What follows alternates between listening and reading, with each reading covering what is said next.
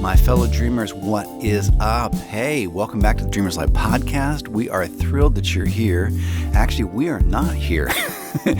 This week we're traveling quite a bit and some really cool stuff, which we will tell you about when we come back. But needless to say, we will not be in the lair to record an episode of the DreamersLIVE podcast. So we thought this would be a cool time to sort of cross-pollinate the podcast, to introduce you to a podcast episode from one of our other podcasts, in this case, the Got a Minute Mini podcast. That's the podcast we do that kind of pairs one chapter from my book, usually a funny chapter from my book, You Really Don't Have to Read This, and also an original song from Anjanette. And you're really going to love this song. It's super cool. And we even have Anjanette on for a few minutes to tell us kind of the origin story or the behind the scenes of how that song came about. And you'll really love it. And then it's a funny chapter from this book too. So anyway, we will be back to do our normal podcast episodes next, and I can't wait to tell you about some cool stuff that's happening when we do that. So between now and then, keep doing all the good you can do, and peace out and enjoy this episode of the Got a Minute Mini podcast. This podcast is a presentation of Pioneer Dream, celebrating 30 years of moving stories for our corporate, nonprofit, and entertainment partners. Chapter 11, Emotional Rescue. My first car was a 1973 Grand Prix Pontiac. I inherited it from my great-grandparents. It was a grumpy machine with a powerful engine that sat way out front like a team of horses. You didn't drive down the road so much as you charged. The car snarled and chewed gasoline and possessed both lanes of traffic because it could. We called it the Silver Bullet. The Silver Bullet didn't sneak or operate inconspicuously. When I left for swim practice every morning at 5:30 a.m., she told every neighbor for 3 houses down we were leaving. When I came home at night after a second practice and an after-school job, her door slam echoed like cannon fire. She wanted people to know we'd been out. She was defiant next to that mousy blue Honda Accord with its quiet, demure lawnmower engine. We'd been out doing real work in a real car, and she didn't care who knew it. One late night on the way home from a swim meet, I found myself alone on Silver Lake Road. It's a long, flat stretch of 2 lanes that feels like a speedway. The night was aglow with moonlight and the radiant halo of dash lights. My speedometer read 50, then 60, then 70. I looked past the red line. 100 miles per hour. What does that feel like? I punched my foot to the floor like a crack of a whip. The horses neighed and bucked, and then, like they were taking a dare, they lunged forward and raced as one, each pressing against the night. And that's when it happened. That was the instant I discovered the first flying car. The Silver Bullet ignited and roared, and then, like the eye of a hurricane, she went calm. We sailed over 2 lanes of asphalt runway, alone in the world. I was Major Tom on my own space odyssey. Highway 60 quickly arose on the horizon, and I called the horses down. The rush of wind through the open windows slowed, and we safely re-entered the Earth's atmosphere. We vowed to speak of our flying discovery to no one. As miraculous as that night had been, I could tell the Silver Bullet was starting to feel her age. When you turned the car off, the horses didn't go to sleep right away. They ticked and coughed and belched a bit. We were starting to leak oil. She was way up there in auto years, so little incontinence was to be expected. Then there were bigger things, like how she died any time I turned left in the middle of intersections. I came home after one of these episodes, and I tried to explain the problem to my dad. He wasn't having any of it. And, to his defense, whose car just dies when you turn left? It sounded like a line. He promptly grabbed the keys from my hands and marched us both out to the Bullet. She was still ticking and snorting from the ride home. Dad flung open the driver's door, dropped into the seat, and with all the force of a "I'll show you" moment, he shoved the keys into the ignition. Silver responded by dropping the entire steering column into his lap. I believe we donated the car to the Salvation Army the next day. It's unclear if we went through the official donation procedures or if the car just ended up there early the next morning. My dad wouldn't want the publicity of such a generous contribution. Before she left us, Silver did manage to serve as my accomplice in an act of chivalry that I am convinced to this day is the reason I eventually married my wife. Anjanette's car was a 1976 midnight blue Fiat 128 two-door sedan, complete with moon white leather seats. While Silver charged at you, the Fiat politely surrendered the right of way. Our cars had taken us to the edge of the universe, or at least the edge of town, where we would routinely check each other's dental work.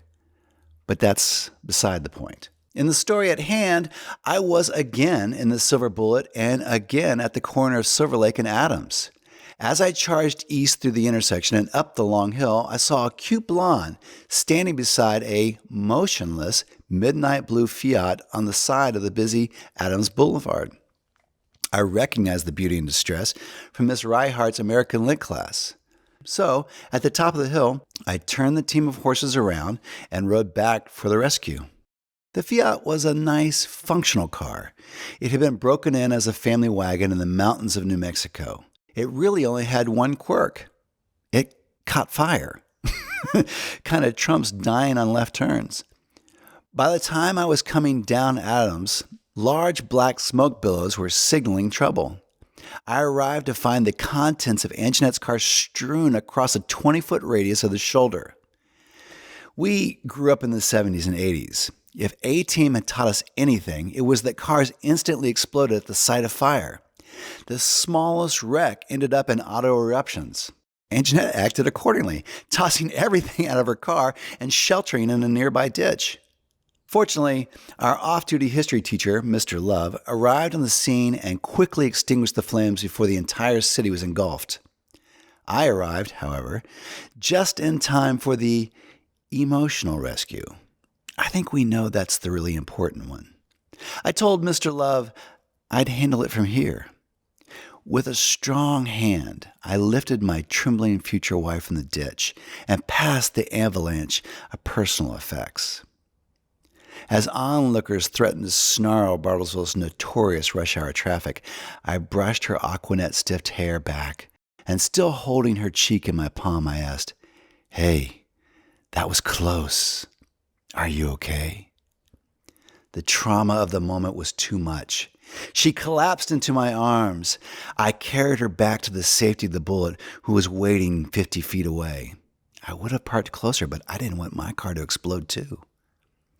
I kissed her gently on the clean part of her forehead and charged hard into the sunset, taking her home. The thing is, Silver was a great car. It was huge and safe and guzzled gas. But I'm not sure I would put my daughter in a car like the Bullet, or God forbid, Anjanette's flammable Fiat. And I'm not completely sure why that is. Why is it we're so anxious to save our kids from the character-building lessons we conquered in our youth? Maybe the reality is it has less to do with character and everything to do with safety. Innovations move so much faster now. In high school, most of my friends had cars that were a full decade newer than mine. Yet, in those 10 years, the only big advancements were smaller cars and stereos with both AM and FM stations and a built-in CD player. True, most of them didn't die during left turns, but that wasn't really by design. Today, not only will cars park for you, they'll automatically stop before you rear end someone. There are airbags for you, your kids, and your smartphone. Cars have built-in Wi-Fi. Innovation will not only increase in the next 10 years, it will leapfrog. And of all those safety features and gadgets they'll add to cars, there's really only one I care about: surveillance. Because while God may be my daughter's co-pilot, it's going to be her Father who art on earth that's going to be watching every move she makes. Good luck, honey. Well, for our audience, we've reached that point now, having heard the humorous column, in which we pair that column with a song, an original song from Ann Jeanette. Hello, Ann Jeanette. Hello, how are you? It was quite humorous. I am fine. Love thank that you. story. Several stories. It's how all this magic happened. As we say, it's funny and true. It's true because it's funny, or Yeah. funny because it's true. What song are we pairing today? Well, you have selected a song that I wrote a while back called "I'm Afraid of the Way I Love You." Oh, how apropos. It is apropos. Okay, tell me a little bit about how the song came about. Let's see. I was writing that song probably a few years back. And as we know, love is a powerful emotion. Yes. And so I hate to tell you because your story was so funny and it was about our deep love for one another. Yes. But the song actually came about thinking about the way that I loved our daughter. Oh, my Does that hurt your feelings? No. Okay. I knew that. You knew that. Yeah. But it's the idea really that anytime you have a deep love for somebody, sometimes that bond, and when we, you and I have had our bond for a long time. Yes. And when we had that new bond with her a while back, all of a sudden it's so big and so powerful, feels so different that you can actually be afraid of it. So for me, that's what the song was about. It says, I'm afraid of the way that I love you. Obviously, when you write, songs can go in a bunch of different genres and directions and all that stuff. This song is, to me, kind of reminiscent of late 80s, early 90s, kind of almost new wave, funky. It's got a whole thank mystical feel to it, which is super definitely. cool. Yeah. What do you remember about the melodies or the sound or picking instruments? Or I remember that. Like, I'm a kind of a bright, positive, optimistic person. Not that I don't have, struggles. Oh, I do. But I remember that it was in a minor key and that it felt it was sort of demonstrating the fear of the love that I felt. Yeah. But then I think it's interesting in the bridge, as people listen, that's kind of the part that connects sometimes two parts of a song together. That actually ends up being in a major key. Yeah. Because the song I kind of use, I guess, is I don't really think about writing a lot of times too deep when it's happening. It's just sort of later I can reflect on it. And I realize that in the bridge, I'm actually confessing that I'm afraid of losing that love, that it's so deep. And so in the bridge, I'm saying, I'm going to lay it out there. I'm going to lay it out there. So it was sort of my confessional. It's something that we all share together. Yeah. They say to love is to make a compact with pain. I always hated that quote, and it's beautiful. But at the same time, it's true. So for me, a lot of times, I think I end up processing with writing. So that song was me saying, I'm afraid of losing this. It's so deep. Yeah. And that's how love is for everyone if we're honest about it. So we're going to lay it out there with each other. Well, it's a great marriage of content and lyric and music, and so I'm anxious for everybody to hear it. So let's take a listen to it now. Thank you. This is Afraid of the Way. It's by Ann Jeanette, and you can find it on iTunes or streaming everywhere. And thanks for listening.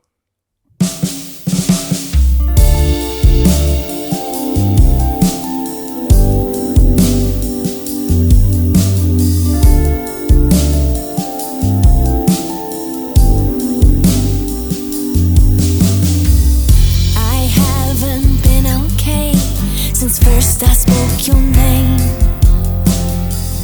and when I saw your eyes, I knew I'd never be the same.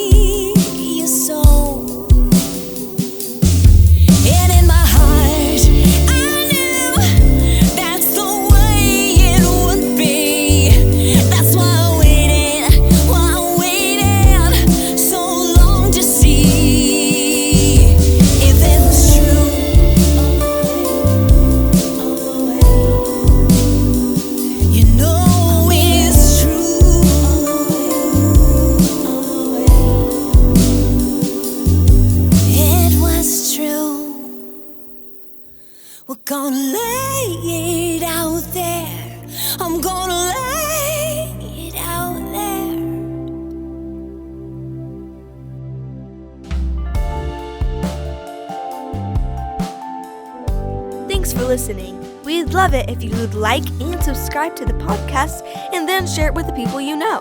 We want to include as many people as possible in the conversation. Also, be sure to check out our Got a Minute Mini podcast, which pairs funny stories with original music all in about 15 minutes. Thanks! This has been a production of Pioneer Dream.